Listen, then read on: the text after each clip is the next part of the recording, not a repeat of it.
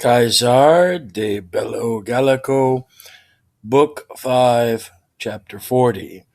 So, the poor Romans under Quintus Tullius Cicero are being hard pressed by a sudden attack of the Eburones, the Nervii, and a whole bunch of other little townships.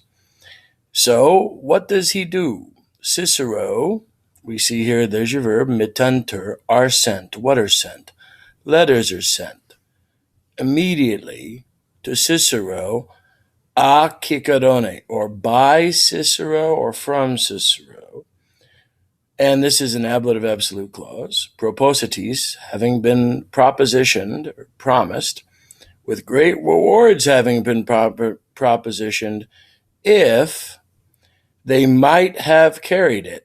This is probably better translated as unreal. If they would have carried it.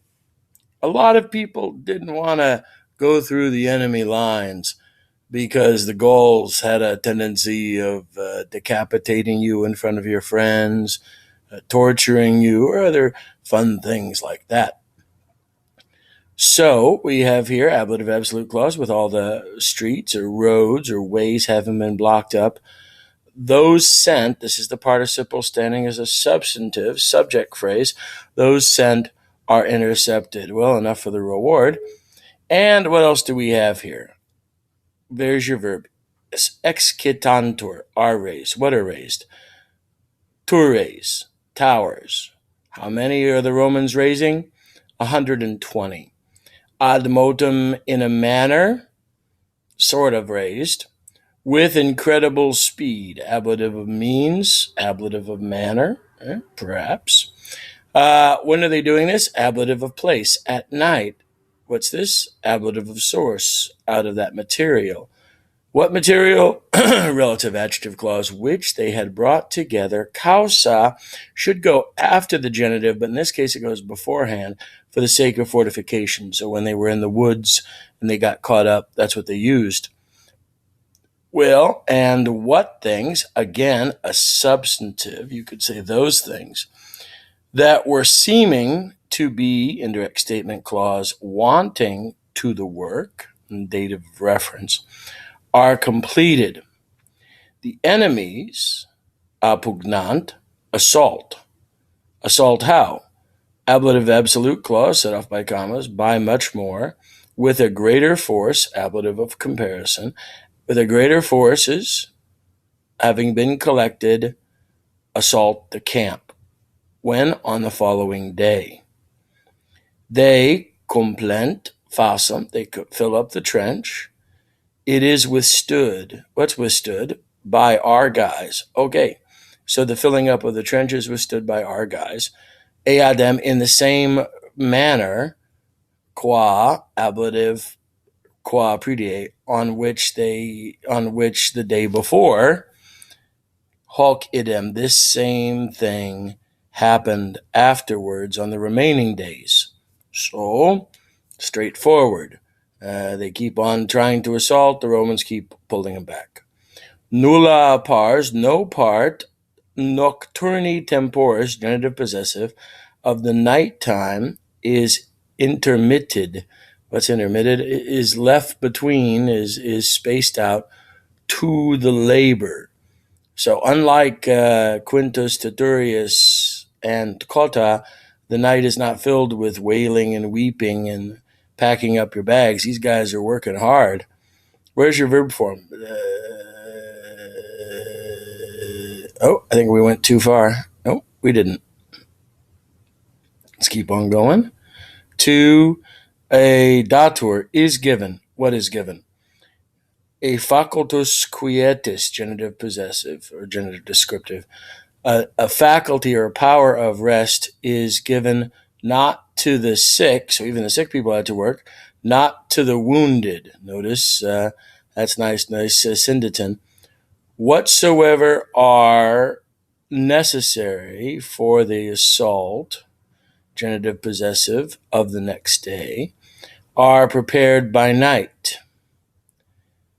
Namely, are raised. Well, here we are. Here we go. priustai, are burned. What are burnt? Many stakes. Institutur are got together. What's got together? A great number. Genitive description of mural pilum, or of mural javelins, wall javelins. We'll talk about those in class. And are raised. What are raised? Towers. Battlements and loricae, parapets, textuntur are woven. What are woven? These things are woven. So in other words, they're making wicker protection out of the hurdles. We'll talk about hurdles. Those aren't the hurdles you run over. Cicero himself, cum instead of cum, when or although esset he was, oh, poor guy, in very difficult health, very delicate health, was not leaving, nor was not leaving, not even the nighttime, for himself to rest. So why? So that he could, result clause, no, purpose, so that he could be compelled, well, that's interesting, to spare himself any at all by his running and by his vocibus of the soldiers, or encouraging or speaking. All right, so as we conclude this, we see in this passage that we have a clear contrast. The speed that Ambiorix and his buddies had, that Roman speed that Caesar loved so much, is definitely held by Cicero, the brother of the famous orator. Notice what he does. He first sends letters, which the other guys didn't. That doesn't work out very well. Then he sets up his battlements. His camp seems to be less protected and less built up than the camp of Cotta and Sabinus, because the guys could just run on over the towers, the walls. So here they've spent the time to get together with the walls, building these towers, 120 with incredible speed. They're rough, but we got them, out of the material which they had brought together the day before. And what things were lacking, they were completing. Now the enemies, notice the concept. Caesar is not degrading the enemies. He's saying with a greater force by far, or by much, having been collected, they assault the camp on the following day. They fill up the ditch, so that therefore it's not a big wall that they have to face, not a 12-feet wall, but a 6-feet wall. And this, on which the day before possibly had been made, we'll talk about that in class. This same thing happens on the remaining days, so they keep on fighting. And the labor of building up the camp for the Romans continues onward throughout the night. So not a question of leaving, but a question of staying and taking care of everything at night for the assault of the next day. Stakes are burned. Mural javelins are heavier javelins that aren't very useful horizontally, but they're very useful in the downward motion. And more towers are raised. So they keep on doing this stuff. Cicero himself, now that's the fun part about the Cicero family. They're always complaining about weak health. The orator, Marcus Tullius Cicero, couldn't come down to the forum sometimes because he had the lipitudine, pink eye, or he was of weak health. But his brother, also the same thing. However, he didn't leave any time at night to do what he needed to do. So a good contrast in leadership, and we'll see you in class. Caesar de Bello Gallico, Book 5, Chapter 41. Then we look for the verb. We have the subject phrase here. Then the leaders and the chiefs of the Nerwii, this is interesting, he takes the enclitic quay and separates them, who were having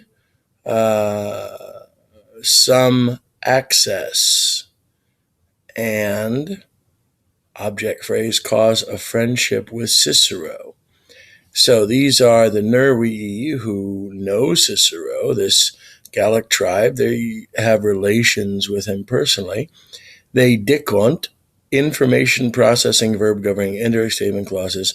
They say that they are willing, say is the subject phrase, to confer. This is the present infinitive passive of a deponent verb colloquor. So they want to chat, just like in the last book, except let's see what they say. Potestate facta, ablative absolute clause, with the power having been made. In other words, they get the chance to talk. They commemorate or they narrate, eadem, accusative neuter plural, those same things which Ambiorix had done with Titurius. So Caesar is saying, hey, just in case you hadn't noticed, this is the same game. So, starting the lies. Indirect statement clause. Omnem Galliam, accusative subject phrase. All Gaul, not to be, but is in arms, because we're dealing with an indirect statement.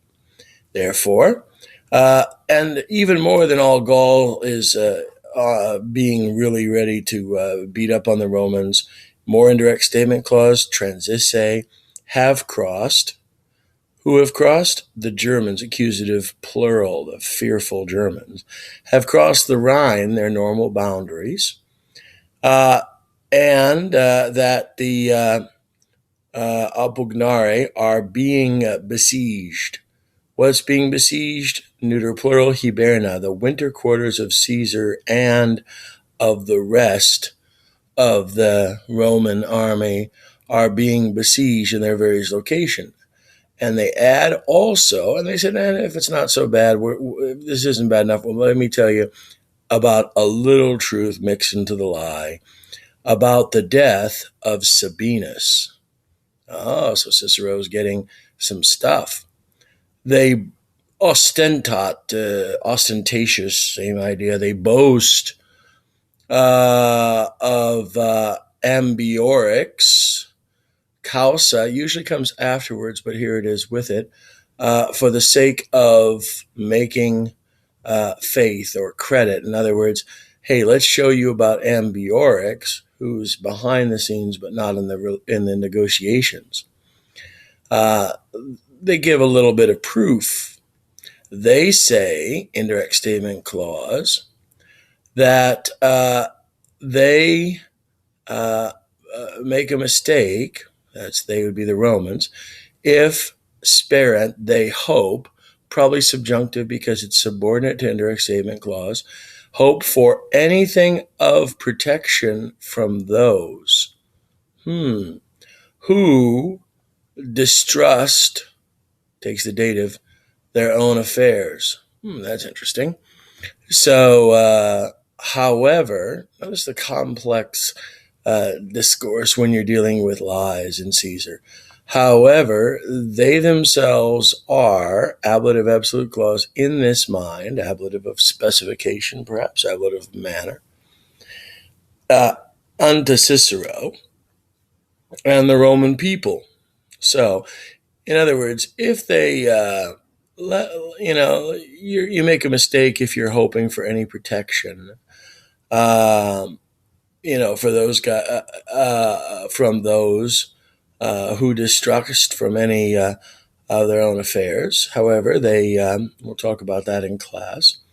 They say to the Cicero, we've got this mind that, we're not going to refuse, we're going to refuse nothing for you because we're such good friends, except your protection, except your winter quarters. So come out of the camp, we'll take care of you.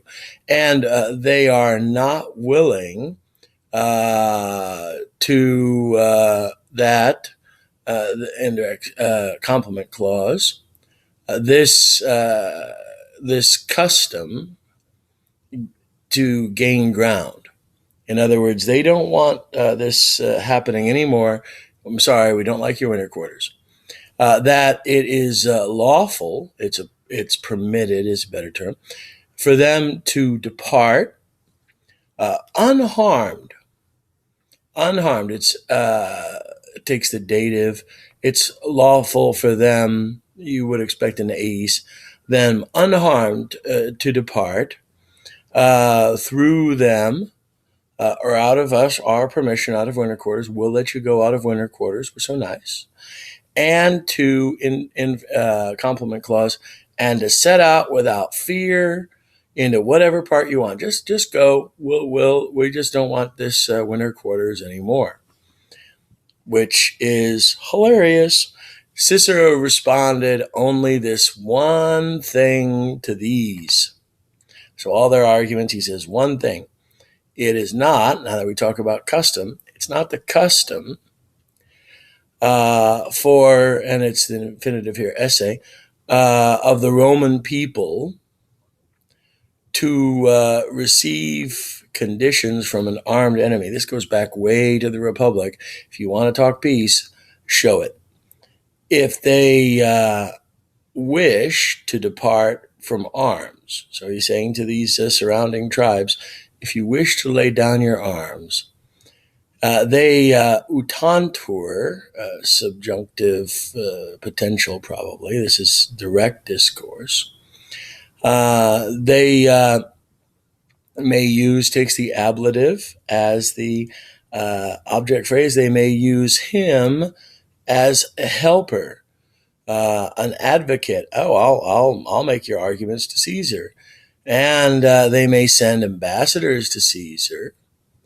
Now we go to indirect statement that he himself or he hopes that they would obtain what they sought for on account of or through the justice of him, probably Caesar. So he's saying, well, you've got some concerns about these winter quarters, and I understand, but we're not going to make arguments with you. We're not going to make a deal with you while you're have weapons. So just throw your weapons away. Everybody give up. You outnumber us 10-1, and we will. I'll take up your matter.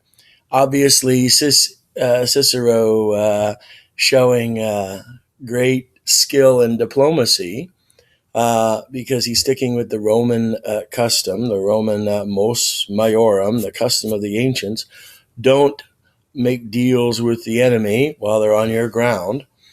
And he's saying, you may have some concerns here. Let me bring it to Caesar. Beautiful. How different from Quintus Titurius. Doesn't say anything to the lies. Just it goes back to Roman custom. We'll